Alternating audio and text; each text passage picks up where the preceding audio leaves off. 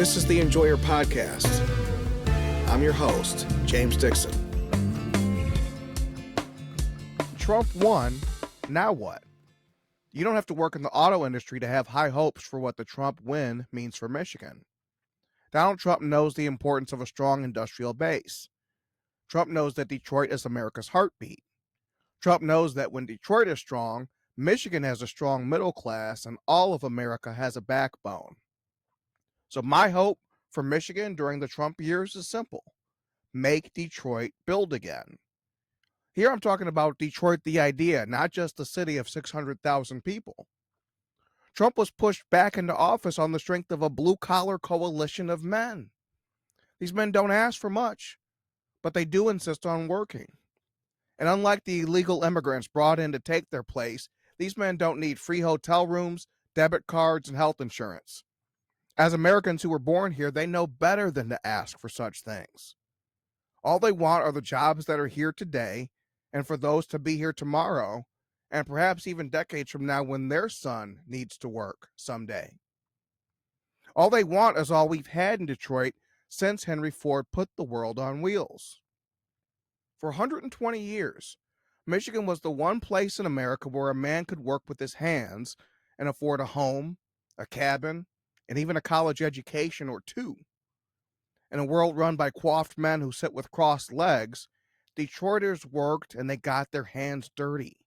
It's hard work, but it's honest work, the kind of work you demand a contract for. Well, that heritage is all at risk now, and it's actions out of Washington that have created the problem. Our problem in Detroit is not that people merely prefer to buy cars that are built elsewhere. That's what we called the 70s. Automakers figured it out. No, our problem is that government action works against the well-being of the American auto industry and the men who work in it. When Congress passed NAFTA during the Bill Clinton years, Ross Perot warned of the giant sucking sound we would hear when our jobs leave for Mexico. He was right. Don't let the stories about the Windsor hum fool you. That's been the giant sucking sound since day one. NAFTA made it good business to send a job from Detroit to Dios Padre.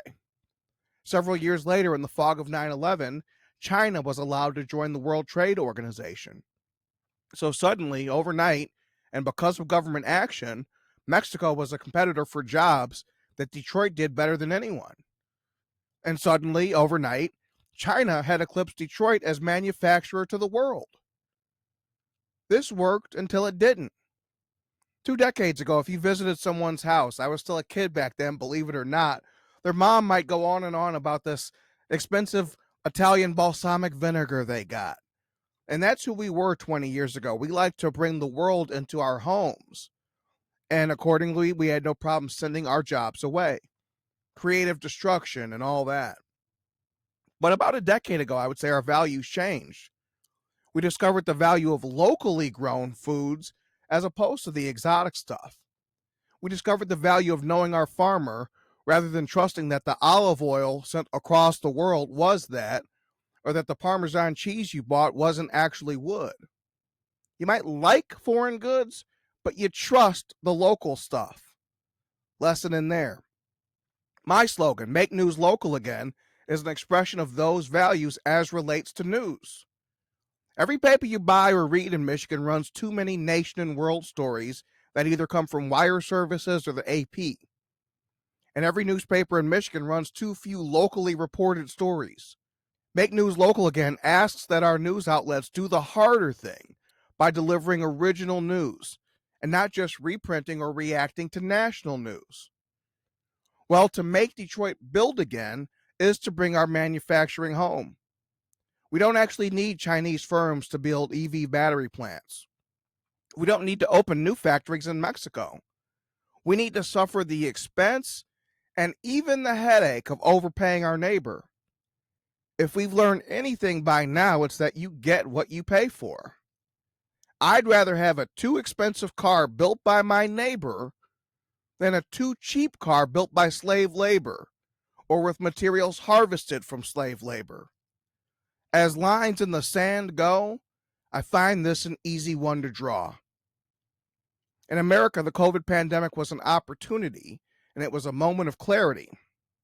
Pop quiz. When people were sick, when you or someone you love needed a ventilator, did you want that machine made by Ford Motor Company or its Chinese equivalent? Now do your car. Now do your pills in the medicine cabinet.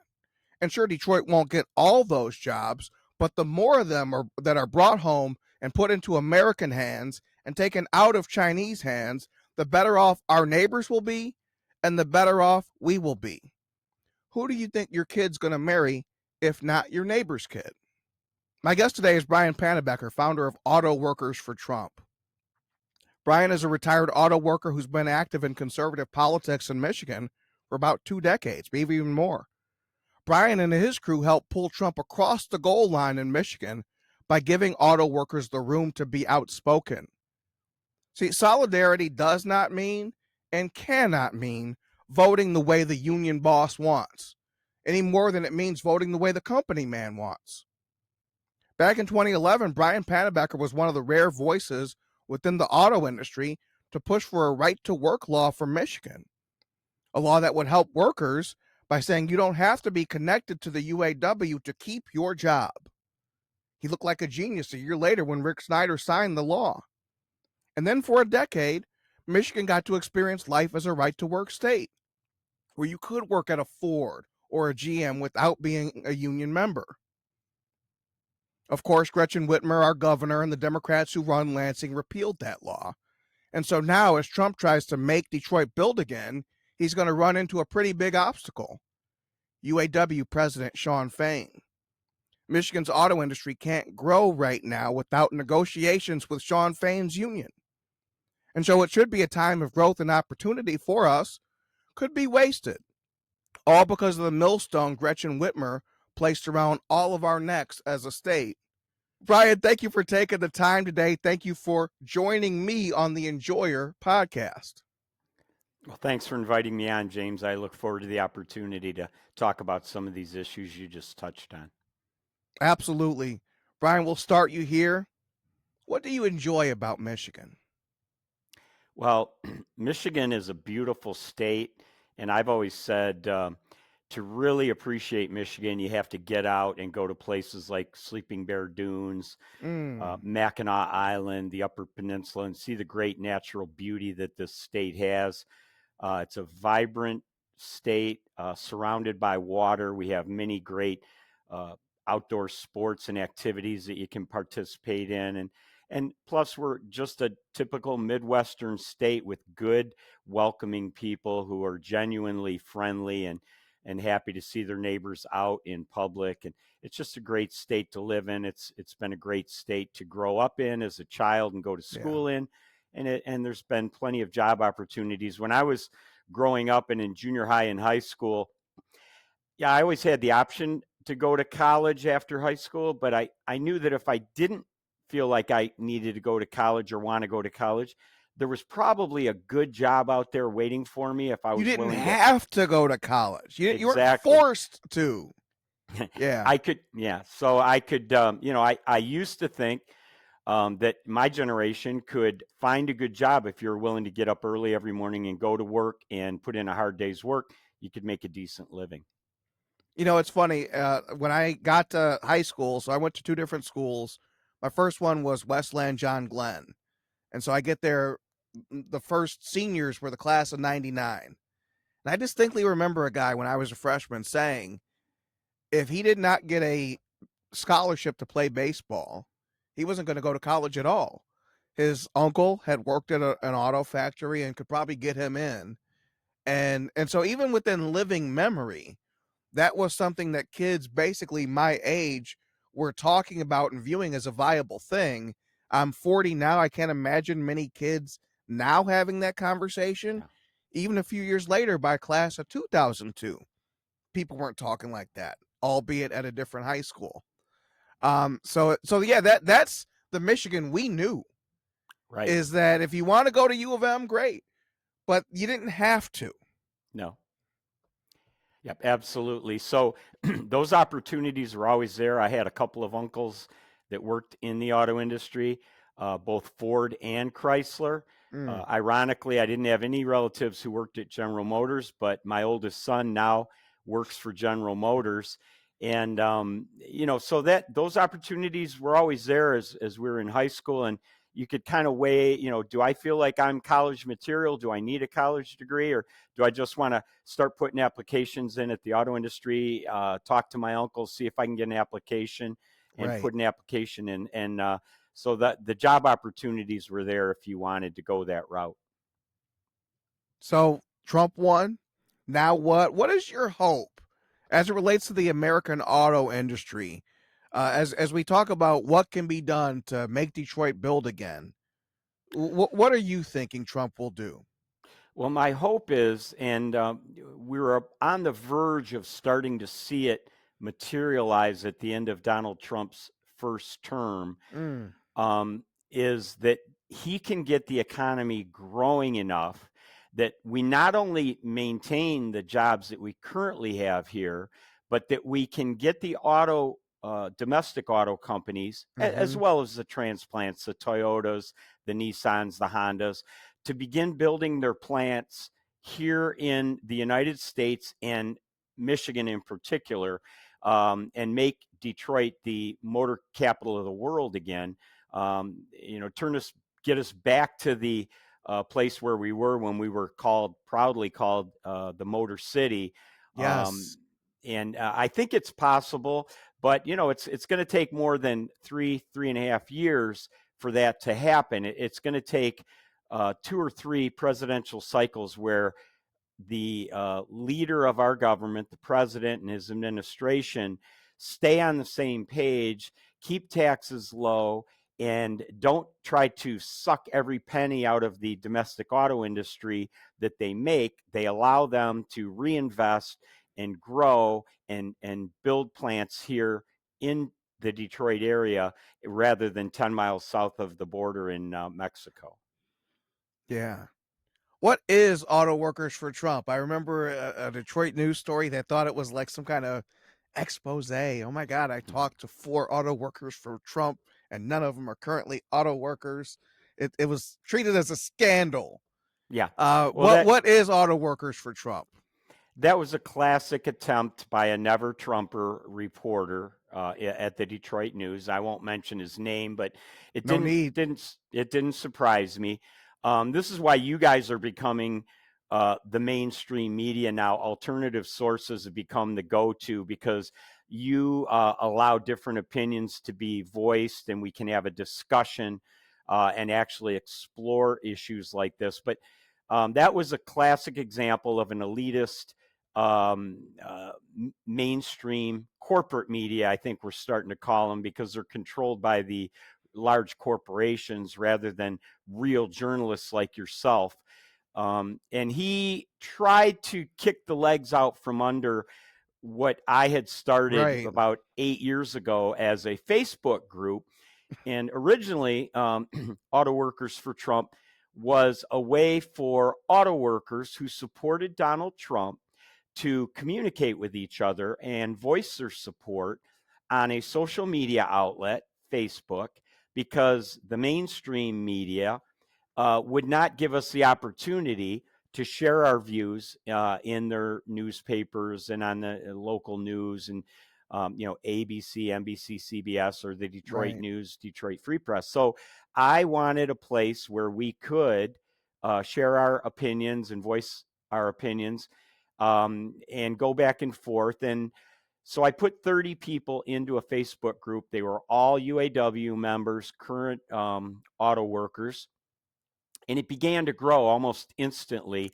And pretty soon at my plant, the Sterling axle plant, the Ford Sterling axle plant, we had all of a sudden, almost overnight, in a matter of weeks, we had hundreds of people from my plant alone that joined. Mm, And then people at other Ford plants. Sterling axle plant has a sister plant a mile away, the Ford Van Dyke transmission plant, and people had transferred back and forth between those two plants over the years. And word of mouth spread that we had a Facebook group for auto workers that supported Donald Trump, and boom, all of a sudden we were at 800 or 900 people, and then people at other Ford plants started requesting to join, and I was the only administrator, so I was adding people. It seemed like almost daily. And we Right. grew to over 1,000. Then there were Chrysler people who asked to join, and then GM people. Pretty Mm. soon we were up in the thousands, and we reached a level of 3,800 people. And I wasn't limiting it to just auto workers who are currently UAW members and working in the auto industry. I also Right. let retirees join. I let most of the domestic auto companies had spun off their parts plants. Ford had Visteon, GM had Delphi, Chrysler had Mopar, and I let people that were working at those parts plants join. I let people who worked at other auto suppliers join, and eventually just people who were patriots who supported the auto industry join. So it was sort of a mix, but the base was always primarily UAW members, active auto workers, and retirees to share their views and opinions and to talk about the Donald Trump administration and the things he was doing that was benefiting the auto industry. So, getting back to your original question, we took a group of folks from my Auto Workers for Trump group to see a JD Vance event down at Eastern Market in I was at Detroit. that event. Yeah. Okay. So most of the people I took out of the maybe 40, 45 people, most of them, probably 30, were UAW members or retirees like myself. And some of them weren't. They were folks who had been in other unions, or they were just patriots who supported Donald Trump and they supported the local Detroit economy and the auto industry. So, of course, this Detroit News reporter corralled people as they were coming in, and when he found 3 or 4 that, he would ask them, what plant do you work at? Are you a UAW member? And when he found a few that were not UAW members, he used those folks and their quotes to focus on and then try to make it look like the entire group was some type of a phony group or some Like type of it's scam. AstroTurf, right? Like they're all just Exactly. calling themselves that, but these guys aren't really auto workers. They're just Trump fans. That's what he tried to do. And he did interview me as well.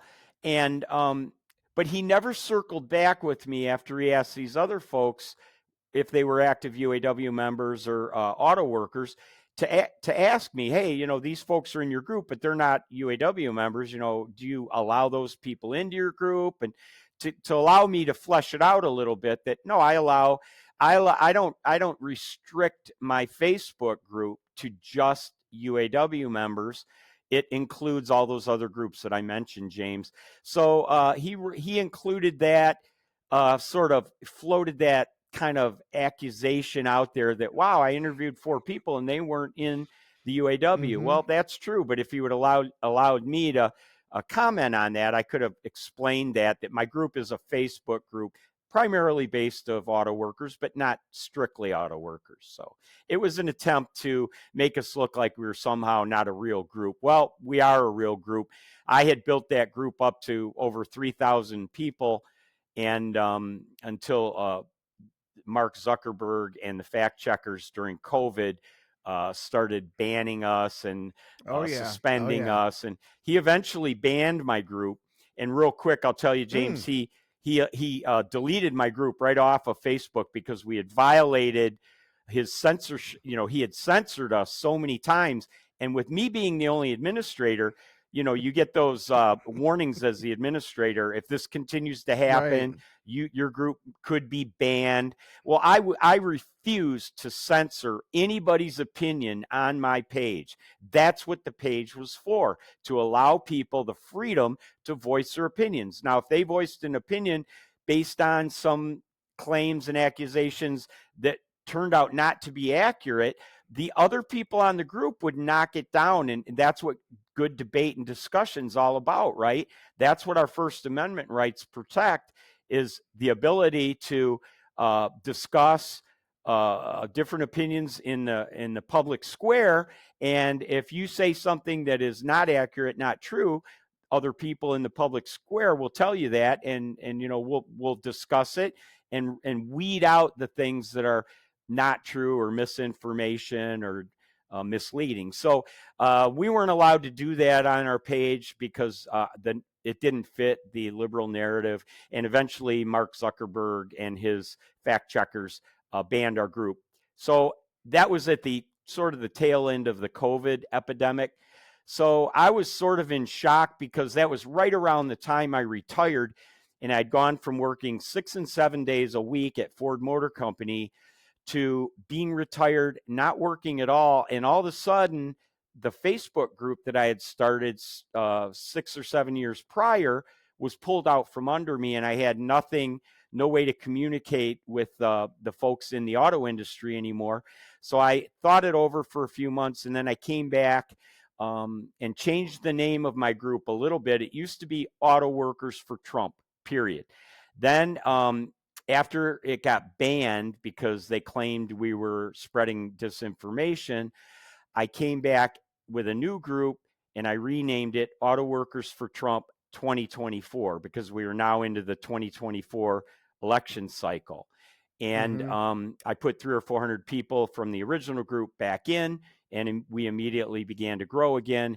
And now we don't have 3,800 people anymore, but we're back up over 2,000, and we're growing rapidly once again. Absolutely. Back in 2011, you wrote that Macomb Daily op-ed. You're pushing for a right to work law for Michigan, to allow people to work at the big three without having to be that union member, without paying into something that you don't think is representing you and may even be doing exactly opposite of what you want. Here's what you wrote then. Since the early 80s, Macomb County has been famously referred to as the home of the Reagan Democrats. The Democrat Party would like you to believe this means most Macomb County voters are at heart Democrats who just liked Ronald Reagan personally and crossed party lines to support him. I would submit to you that this is false and something quite different is actually true. We had a Macomb County episode. We had Hannah Ostentowski on here, Pete Lucido on here, and Hannah in particular pushed back on the Reagan Democrat kind of narrative. So you didn't think that the Reagan Democrat line held a lot of water. You must think the same thing about the Trump Democrats in 2024. Well, what I said about the term that we were the label that was put on us back then, when folks who had been voting Democrat for decades, primarily because the union members, which there's a lot of in Macomb County, had been told by the union leadership that unions protect your jobs and you have to vote your job first. So put all the other issues aside, vote for your job, because if you have a job, you can take care of your family and everything kind of flows from that. Well, union members had just sort of blindly believed that for decades, and through the early to mid 70s that may have been pretty much true.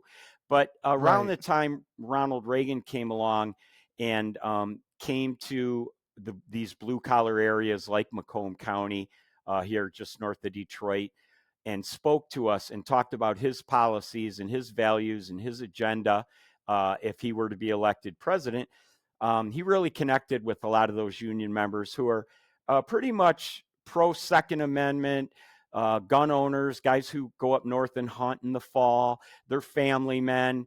They're hard workers, blue collar folks who have been getting up and going to work every day, putting on work boots and Carhartts and their work jeans and getting their hands dirty every day. They're not only are they not afraid to put in an honest day's work, but they're proud of the fact that they put in an honest day's work. And I could tell you, James, from my personal experience, raising two sons, and trying to instill the values in them that were instilled in me as I was growing up by my dad and my grandfathers, is that hard work is its own reward. You can be proud of putting in a hard day's work. I don't care what job you go to. If you get up early and put on your work clothes and you go to work, you get there on time and you give an honest day's effort every day and you always give the 10% extra, you're going to get promoted. You're going to get moved into that manager's position. You're going to get raises, the regular raises based on merit, and you're going to work your way up. And you can succeed in any job you start out in, and you can move up in that organization if you work hard and do a good job every day for your employer. Your employer is not your enemy, like a lot of the union leadership tries to tell you that, this is Right. our enemy and we have to beat them up every 4 years or they won't give you anything. No, your employer will reward you if you work hard and try to, whatever. If you're in manufacturing, do a good job producing that product that you're building every day. Make sure you're not producing things that, are going to be rejected or returned by the consumer. You want to build a product that you can be proud of. So I tried to instill those values in my sons, and that's sort of the ethic that Macomb County has prided itself on for decades and gotten our reputation as a blue-collar, working-class area. So it's not something to be ashamed of. It's something to be proud of. So getting back to your question, we, around the time in 1980, we started to realize that the Democrats had not been protecting our jobs. In fact, they had been promoting policies that sort of drove jobs out of the Midwest and out of the Detroit area. And if they didn't send them to Mexico, they at least sent them down into the South where unions were not looked at so favorably, and they could get away from the union ethos of protecting the 10% who didn't do their jobs well and probably deserved to be fired, but they had a relative in the union or whatever, and they got protected. So the companies would move their plants down south where if they had a bad employee, they could move them out and bring somebody in who wanted to do a good job every day and build a good quality product. Trump won overall. He also won Michigan, where we live. He won Macomb County, where you live. Why? Well, Donald Trump had a record to run on. He had a 4-year record of lower taxes and energy policy that was very beneficial to the auto industry. We have, like you've heard him say dozens of times, we have more liquid gold, as he calls it, oil and gas, under our feet than virtually any other country in the world. And all we need to do is tap into that oil. Not only, I want to sort of flesh that out a little bit, because people need to understand oil is not necessarily a polluter. We have the cleanest Texas sweet crude, I think they call it. The oil they get out of the ground out in Oklahoma and Texas is much cleaner crude oil than the oil that Joe Biden has been buying from Venezuela for during his administration. He shut down a lot of the oil exploration out west here in the United States and closed off exploration up in Anwar in Alaska. But the oil we produce and the methods we use to refine it here in the United States are much cleaner and friendlier towards our environment than the oil that's coming out of Venezuela and some of these other foreign countries, even Saudi Arabia. So it's a better deal for our workers, it's a better deal for our economy, and it's a better deal for the environment, which a lot of people don't realize. If we produce our own oil here in the United States and then allow the auto industry to continue to build gas and diesel powered vehicles until the marketplace demands that we branch out through a natural progression into hybrids and then maybe eventually electric vehicles 20, 30, 40 years down the road. But we're a marketplace economy. That means that the consumers place the demand on the producers. And when that demand becomes high enough, the producers will build the products that the consumers are demanding. Right now, the consumers are not demanding fully electric vehicles. They're too expensive. we don't have the infrastructure to support them, and the average consumer does not want to buy them. So the government needs to keep their nose out of it and let the domestic auto industry operate under the forces of marketplace economy, which is supply and demand.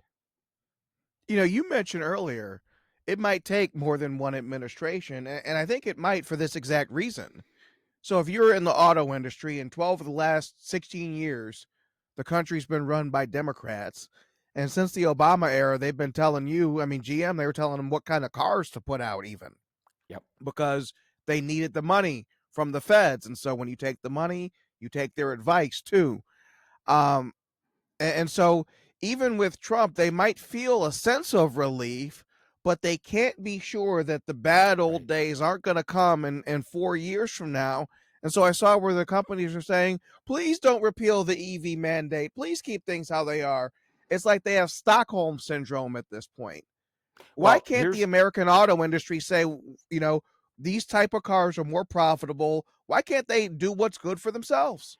Well, right now, in the short term, James, I'll tell you why. I'll tell you why they can't do it. There are storage lots all around the Detroit area with thousands of fully electric vehicles that were built because they were bribed to build more than the market was demanding at that time, and that now they can't sell them. So they need those incentives to stay on there. The industry may be asking for those Right. incentives to stay in place until we can relieve this backlog of electric vehicles that we've built, that we've got sitting, and the dealerships can't take because their lots are full and they just can't sell these electric vehicles. So they may be asking for a little bit of a grace period, and there might be a little bit of room to negotiate in there before the Trump administration phases those incentives out. I hope it's not more than a few months, though, because the consumers do not want to buy those vehicles, and they need to phase out those incentives and let the market get back to supply and demand, and let the consumers tell the producers what type of vehicles they should be building so that the marketplace can buy those. And another thing is, let's say every gas engine job went away and they all became EV jobs and all the jobs moved to Michigan. That's still a third fewer jobs right off the top. Right, Right off the exactly. top. Yeah. So this Even transition is bad for Detroit any way you cut it, and it's worse the faster you move. Exactly.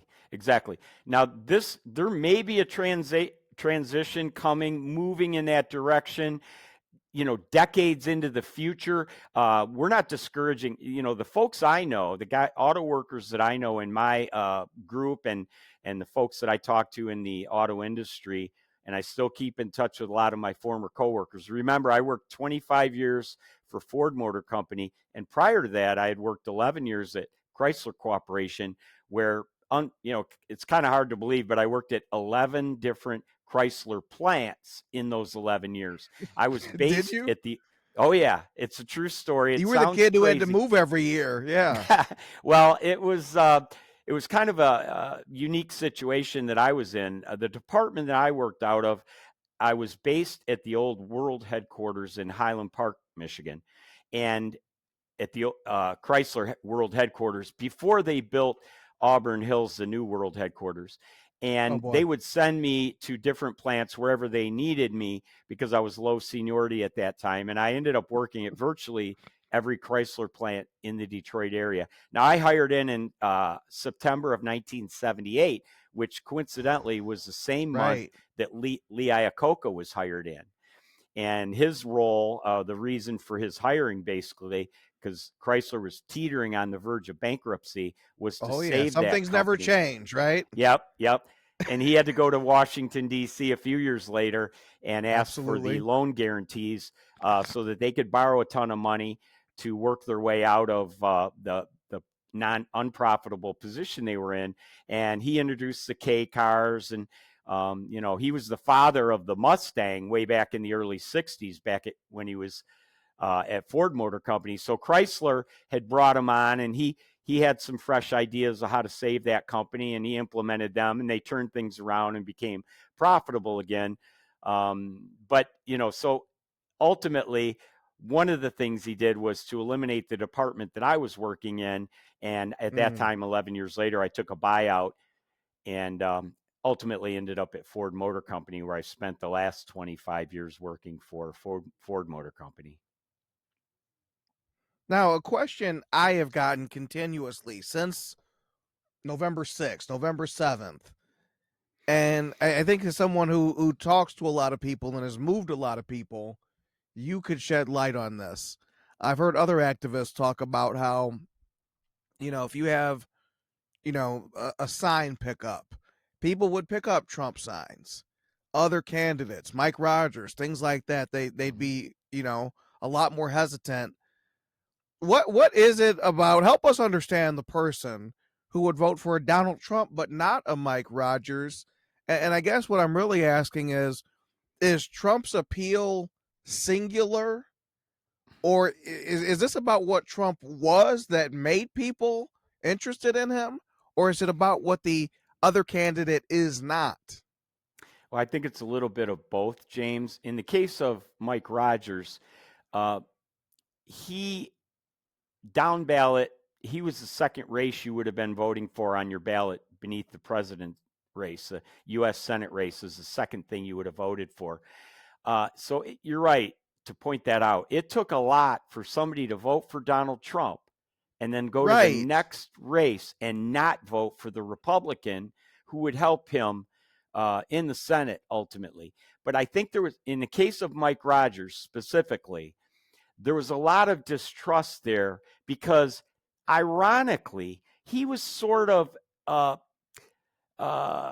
people were suspicious of him being part of the deep state, the intelligence agencies, the federal bureaucracy that they were electing Donald Trump to get rid of. And a lot of Right. people that I talk to, Right. not just auto workers, but Republicans, conservatives across the board, said, I don't know where Trump is getting his advice from to endorse a guy like Mike Rogers when he had sort of an outsider businessman in the primaries, Sandy Penciller, that was running for the Senate nomination at that time, and he endorsed Mike Rogers. So there had to be a lot of distrust of Mike Rogers because he was endorsed by Donald Trump, for the Trump voters to fill in that oval next to Donald Trump's name and then go right to the next race they were voting on and say, I'm not going to vote for Mike Rogers. So that just shows you the level of distrust that voters have for the deep state. And they identified Mike Rogers as part of the deep state. So there was kind of a competing interest there where, yeah, you want to vote for somebody who's going to go to Washington and support Donald Trump, but you just don't think Mike Rogers was going to do it once he got there. So I think that's what was going on in that case. Now, in terms of the broader drop-off on the down ballot races, Donald Trump has sort of a special appeal as a politician. He's the very first person who has ever run for president in the history of the United States who was not either a military officer, who there were, I don't know how many, but, probably 8 or 10 throughout history. Dwight Eisenhower comes to mind, and Ulysses Grant, and a few other people who were elected president who came straight out of the military and were elected president of the United States. But the vast majority, probably 90-95%, were career politicians who had run for lower offices and then run for higher and higher offices throughout the years. You work your way up. You don't start at the top.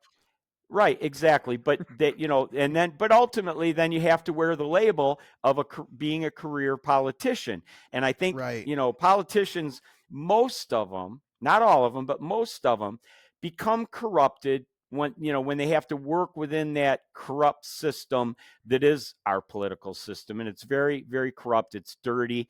And there's a lot of deep, dark corners and recesses where a lot of deals get made and things are done that are not ethical. But Donald Trump didn't come from that world. He came from the business world. And so there's a special appeal to Donald Trump. He knows who the players are in the business world. And it took him 4 years, unfortunately, to learn who the players really are that he can trust in the political world, at least on the Yeah. federal level. He knew Right. New York pretty well. He knew who he had to make Mm-hmm. donations to, and whose Mm-hmm. hands he had to grease to get things done in New York City, and he would work with them, which is why it took some people a while to trust Donald Trump, because he had donated to the Clintons, for instance. He had donated to Right. Democrat politicians in New York, but he was just playing the game as he had to play it as a businessman to get things done, to get the permits to move through the system and be approved, so that he could build those buildings and build those skyscrapers in New York and open his businesses, his golf courses, and whatever. So, but Donald Trump has a special appeal as a federal politician in Washington, D.C., because he went in there as sort of a wrecking ball.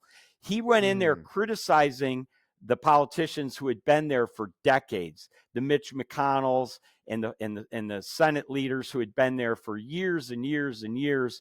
And I like to say that the problems we have in our federal government were created by the politicians that are there. And if you keep electing the same people, like what the voters in Detroit and some of the other major cities have done, Absolutely. Right. they've got things that have never been addressed. Detroit went bankrupt about 10 years ago, and there was all kinds of corruption uncovered at the highest levels there. I mean, Kwame Kilpatrick was sent to prison. You had the chief of police who had bags of Krugerrands stashed all over his basement. I mean, there was just corruption. But guess what? The voters of Detroit keep electing the same politicians from the same party over and over and over. And if you don't change who you're electing to the leadership, you can't really expect things to improve. So Donald Trump is sent to Washington as a disruptor. He's sent there as a wrecking ball to kind of tear down the existing structure that's been built over the last 70 or 80 years and start from scratch. And I think this second term, he's going to be able to do it with Elon Musk and Vivek Ramaswamy as in the Department of Government Efficiency. They're going to really identify a lot of these things that have been this edifice that's been built over the past 70 or 80 years. And, let's take the Department of Education, for example. I think that's going to be completely eliminated. They're going to run into some roadblocks. There's going to be a few obstacles put in their way, because bureaucracy does not like to be walked back or shrunk. So they're going to run into some real obstacles. But I think these are two of the smartest guys on the face of the planet, and they're going to figure out a way to do it. And they've got a backer in the White House with Donald Trump, and they're going to eliminate departments like the Department of Education and send that money and that decision-making ability back to the states where it belongs. Get it back closer to the people in the local governments where the decisions can be made best, state by state, community by community. And I think then, and like you alluded to earlier, James, it might take more than just this 4-year term of President Trump. But once we get that momentum and get those things happening, if we can get far enough down that road in this 4-year term of President Trump, we'll begin to see improvements and changes at the local level, like here in the Detroit public schools, for example, and see the school districts begin to improve once they reintroduce local decision making, and we get that back to the local level.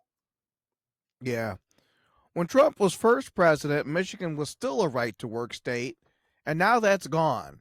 And so, if you're going to see work come back to the Fords and GMs and whatever they're calling Chrysler these days, that's all going to have to, at least as it happens in Michigan, that's all going to have to involve UAW President Shawn Fain, who's less interested in leading a union that's successful and more interested in starting a global general strike in 2028. As you talk to Team Trump, and they do try to get Detroit building again, how big of an obstacle is our renewed status as a non-right to work state? Well, I view it as a huge obstacle, and that's why I was very disappointed. The initial reports and the initial things I've read about President Trump's choice for Secretary of the Labor Department, she doesn't seem to understand that right to work is not anti-collective bargaining. It's just a way for workers to hold their union leadership accountable. Which Right. I'm glad you circled back to this, James, because I wanna emphasize this to your listeners. The right to work law basically just gives workers the right to withhold their dues money that if they're not under right to work law, they are forced to pay dues money to a third party to keep their job with their employer. Now, right to work allows them to withhold that dues money if they don't feel they're being represented properly by their elected union leadership, which was the case in the UAW. I mean, not too many years ago, we sent several high-ranking international UAW leaders to prison because they had been corrupted and they were misusing our dues money. It's a common thing. Yeah. Very common. But it's, you have to think of elected union leadership this way, James. They're no different than any other elected politician. They get elected to a low-level political office. Like in the case of a union leader, they get elected to their local, which usually has an office across the street from the plant, and they might represent that plant, sometimes a second plant as well, right in that geographic area. And then from there, they would get handpicked by the UAW leadership at the International. They call it Solidarity House, downtown Detroit. Yeah. They weren't union leaders were not elected to go to the International. They were handpicked by the existing union leaders down at the International. Now that has changed thanks to the efforts of right to work advocates like the organization that I belong to back in the 2011-2012 timeframe, Michigan Freedom to Work.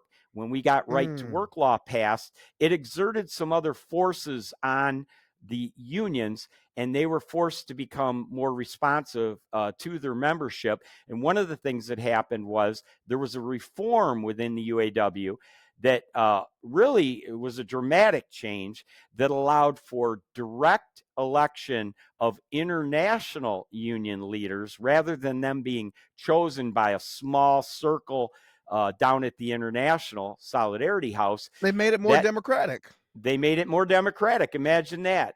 So, so that was a good thing. And then when Gretchen Whitmer repealed all that with a stroke of a pen about a year and a half ago, she said she was giving something back to the workers when, typical of a Democrat politician, she was actually taking something away from the workers. She was taking away the right that they had under right to work to hold their union leadership accountable. Now she was putting them back under mandatory union membership. They had to pay dues to that union in order to keep their job at Ford, GM, or Chrysler. And by the way, we do still call Chrysler. They're just owned. They're under the umbrella ownership now of a foreign company called Stellantis, James. That's a subject for a whole nother podcast, because we're trying to pull Chrysler and hopefully even the Jeep label back to Detroit and out from under the ownership of Stellantis. But maybe we can talk about that some other time. But yeah, so right to work is a good thing. It holds unions accountable, keeps them focused on what they're supposed to be doing, which is negotiating pay, benefits, and working conditions for the membership, the members of that bargaining unit. They're not supposed to be in the business of doing political endorsements and taking the dues money and donating them to one political party and only one political party. They've become the fundraising arm of the Democrat Party in the United States, and that has to stop.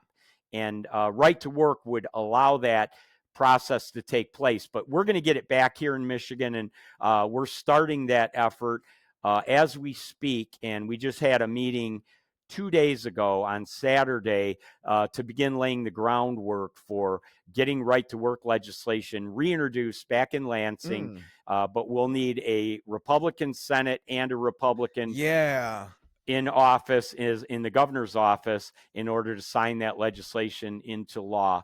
And look for that effort to begin ramping up here in the next few months. Okay. Okay. We'll get you out of here on this one, Brian. Okay. Trump has 4 more years of an opportunity.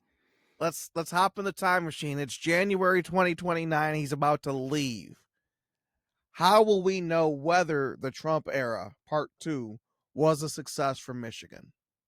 Well, a number of things. I think if number one, if he has helped draw to a close the wars in the Middle East, which is Gaza, and the wars that are currently active in the Middle East, the shooting wars with Hezbollah and Hamas. If he can wind those down, and the conflict in Ukraine, where Putin has sent his armies in to try and reclaim land that he thinks has historically been part of Russia. I think Trump has a solution there.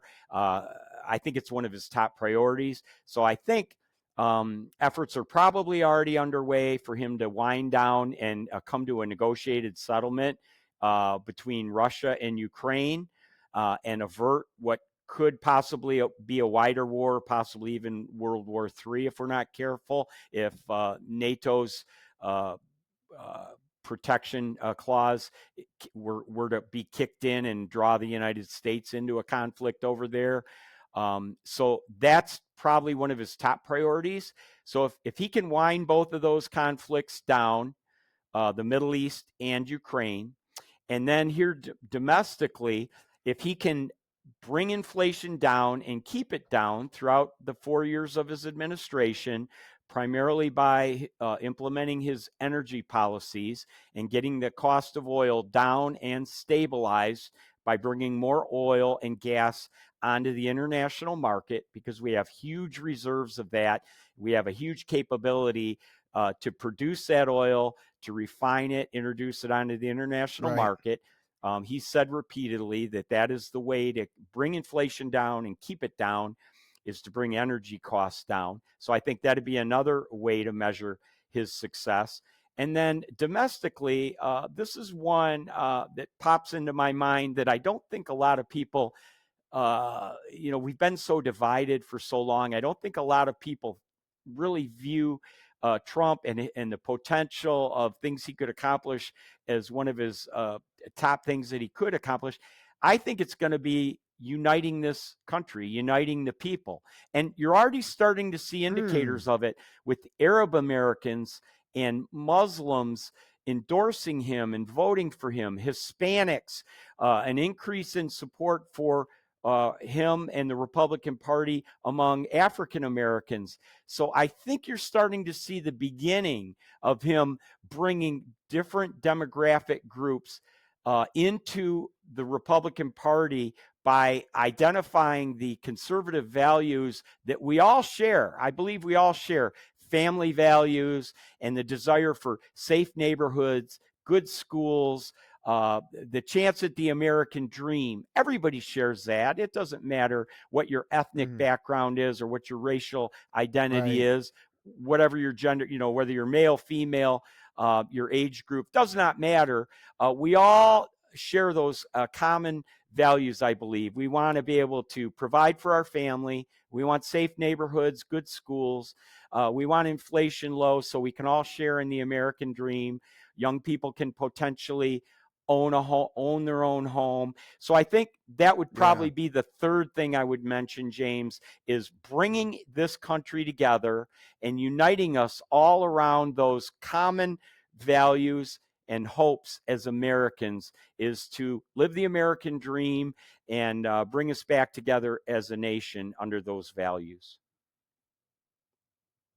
Absolutely. Brian, I want to thank you for taking the time. Where can people find you? Can they find Auto Workers for Trump? Are you guys on Twitter, Facebook? Where can people find you and find more? Yeah, like we were talking about at the very beginning, James, my group is a Facebook group. So when you search it on Facebook, you have to go to groups. It's not my individual group. It's a group, and search Auto Workers for Trump 2024. And I've got it right here on my shirt. Auto Workers for Trump 2024. That's my group. Mark Zuckerberg makes it kind of hard for you. He's sort of shadow banning me. But if you search enough, if you can't get it to pop up, search me, Brian Pannebecker, as an individual. Friend request me, I'll accept it, and then I'll help you get in from there. But please, I encourage people, join my Facebook group and share your views and opinions there. If you support the auto industry, you support the Detroit area economy, you'd like to see Detroit restored to its greatness that we had in the 1950s and 60s, see the auto industry come back and the surrounding area return to its greatness. Everything in the Detroit area really depends on the success of the domestic auto industry. So I would encourage everybody to help in that effort. Awesome. Brian, thank you so much for taking the time. Thank you for inviting me on, James. I appreciate the opportunity.